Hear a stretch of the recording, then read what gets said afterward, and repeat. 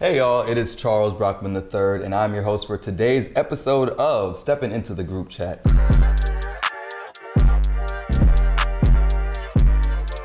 And I'm here with some lovely young black people. We're here to talk about something a little more serious than the other episodes, which is mental health. So I'm gonna let these, young people introduce themselves. Hello, my name is Malaya and I am 19 years old. Hi, I'm Amir Kenyai and I'm 18 years old. And I'm Imani and I'm 21 years old. You already know who I am, so. Yep. Okay, we know. All right, so stepping right into it, I wanted to get into this topic because it's something that, I think nowadays it's kind of picking up. We're kind of spreading more awareness to it. But, in the past, especially in our community, it's kind of something that we don't talk about as often or nearly as much as that we need to anyway. So when it comes to mental health, I want to ask you all, what is your relationship with that growing up? How has it been? How is it currently? How are you? And we can just get into that conversation. I'll start first. I'll get us Period. into So I don't know. I just think mental health is like something it wasn't really spoken about in our home.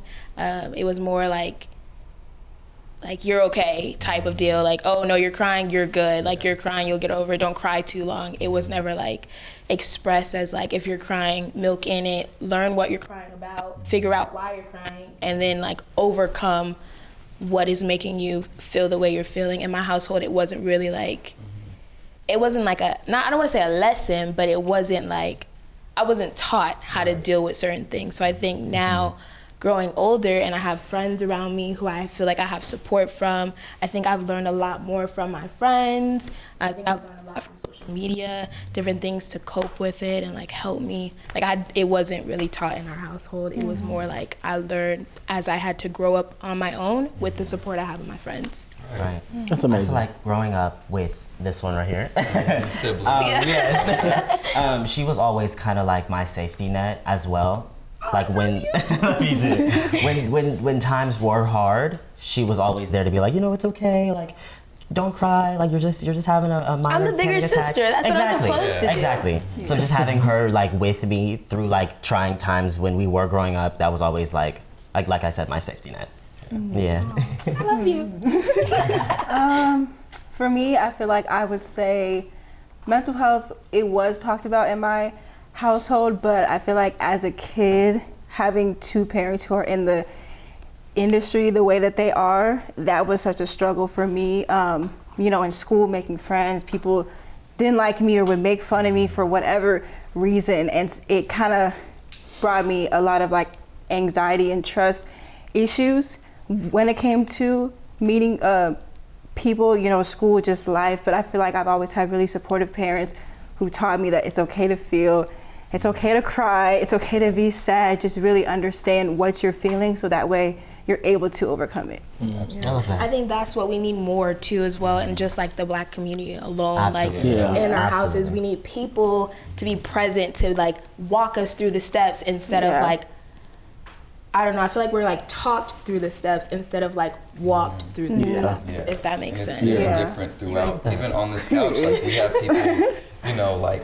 two-parent household, single-parent household, parents in the industry, not in the industry. So throughout the whole community, it varies, but spreading that awareness and talking about it, that's the most important part. Yeah, and I think for me, I grew up with a single mother, and she was very much there for me. And then I did also have issues in middle school, elementary, middle school, and then also going into high school. But then also, she put me into football, so I had mentors, and my football coaches kind of just were like, because I'm a bigger guy, so they're like, you can do this and you can do that, and I have to say that I was bullied in middle school and high school and elementary, and with football, I think that's how, I can take my power back from all of that. Wow. And then also with being in football, it's, the mentors and the coaches are like, you can do this and you can do that, but it's mainly like,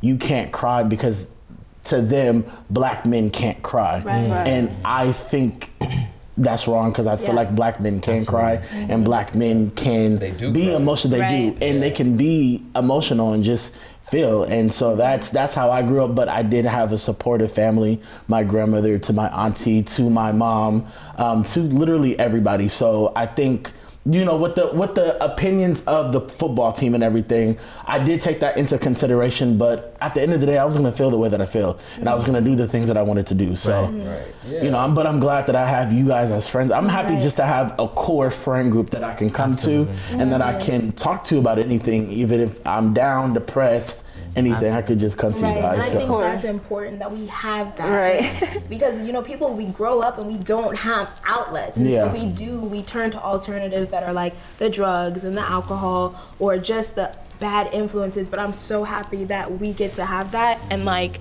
connect on moments like this. And then outside of moments like this, like it's not just for the camera. Like this is real. Like we do this without camera, with camera, social media. Like this is real. I just wish other people could like have these opportunities that we had. We're very fortunate and blessed to be in this position. And that's a great segue as we're talking about, you know, emotions.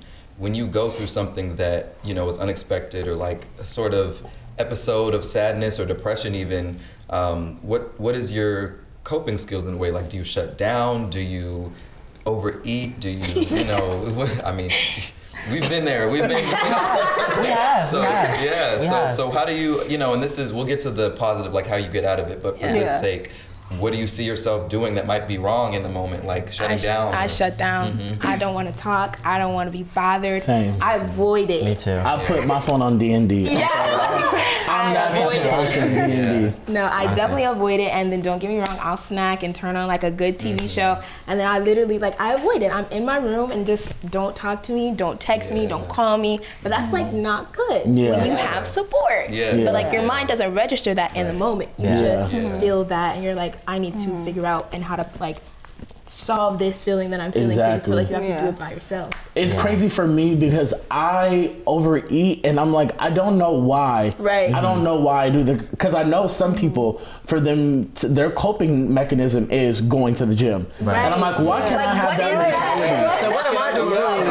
As soon as something happens, it's go get a bag of chips, go watch Netflix, sit in the room in the dark with my LED lights, for real. It just be like that. But I'm like, I want to have that mentality of, you know what, let me show people. Let me show people what I'm about. And let me go to the gym and just get my mind right, basically. And that's like a genuine question. Like when you said that, like it really, like I've always thought that when people are like, oh my gosh, I'm so depressed, but then I started going to the gym and now I got that banging body and like put all your like anger and like all the feelings you're feeling into the gym. What is that? Like that's a genuine question. Like how do you form that? But like that there comes a point where it's like you have to figure out why you're doing it and how you're doing it. Because I overwork. If I feel like I'm not doing enough, I try to do more and more. And just like when people go to the gym and try to, you know, sweat it out, sometimes that's not healthy either. That's true. That's a different way on looking at it. Yeah, it really like you might, there's always going to be too much of something, whether it's working out or working, like even though it might seem positive, if you're doing that to cope with something that's still going to be there when you leave the gym, you have to face that, you know, internally and externally. And I would have to say that I am great. I wouldn't say that I'm grateful for the quarantine because a lot of stuff was happening, but I think with quarantine, I was able to sit in my room. I was able to think about who I need to surround myself with, who I need to take out of my friend group, or what I need to do to make, to better myself and to better my craft. So I think quarantine kind of just put perspective into a lot of things about me, myself. It's funny that you bring that up because our generation, they're always like, oh, quarantine, I was like at a really low point, but for me, quarantine really helped me figure out who I really was. No, like it really did. Like we didn't have a choice but to be in our room. Like we literally had no choice. So I feel like quarantine really helped me like step into my own. And what did you have, or you know, something that you might do? I would say for me, sometimes when I'm like sad, I probably just like won't eat. It's either that or I'll just eat sweets. Like it's weird. Like I don't know She is what a sweet addict. Comfort, like it just makes me feel good in that moment. I feel like sometimes I can get kind of quiet when something is wrong. But then eventually I know that that's not good, and somehow, some way I have to let that out in a healthy way. So I mean, another perfect segue talking about when you know what you need to do to get out of it, what do you do to get out of it? I know, like, music. Absolutely. These are music for all 4 of you guys. No, music, that's definitely it. I'm doing audio engineering, so that's it. That's all I do is music. I listen to it, I play it, I make it, music. Absolutely. Love that. For no, me. honestly. Go ahead. Oh, sorry. No, honestly, yeah, the same thing. Music has always been a thing in my household, so that's just what is also an outlet for me to kind of just make myself feel good and just feel calmer. And outside of that, also talking to the friends that I have also helps me kind of, get past things. And sometimes they might tell me things and I'm like, that really maybe could be it, or, it kind of helps figure some things out. There's never not a point where you don't catch us like either singing or like writing or like just making music in general. I feel like that's something that's really, really, really like strong with us when it comes to mental health, because it's really like, I just feel safe when I have music with you can write your feelings, you can sing. And there's no judgment because we listen to everything. There's so many alternatives, so there's no judgment with putting a pen to the pad. I love that. And there's some people that might not be in the music industry or even feel like they have an outlet for that. So what would you give to somebody who might just be right at the base, like starting off, they don't know what to do? What advice would you give to those young people? I say journal. That's the best way. That's the best way. That way you can visibly you can see it, like, okay, this is what I'm feeling, this is how I need to come out of this is how I need to fix it. It's like a visual on how to better yourself for yourself. Meditation works too. Meditation really does work. Just sitting for a moment, just quiet, focusing on your breath really helps. For real. Like, it helps a ton.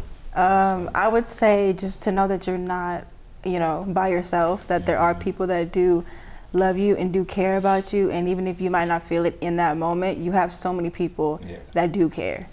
For sure. I'm literally taking all these tips in because I need it for myself too. But I would say that's good. Find the resources that you need. Go to your, in school, go to your counselor, therapy, church, anything. Just go and seek therapy. Not seek therapy.